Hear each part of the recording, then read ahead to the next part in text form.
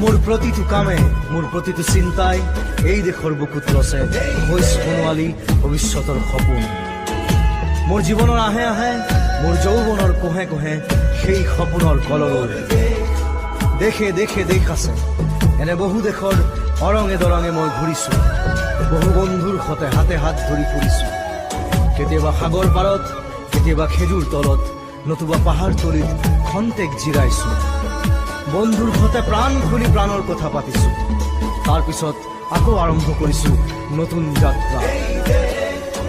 এনে বহু যাত্ৰাৰ শেষ মোৰ দেশ, যাৰ বুকুৰ উমে মোক দিছে ভাল পোৱাৰ আনন্দ, যৌৱনৰ প্ৰাচুৰ্য, জীৱনৰ নতুন অৰ্থ।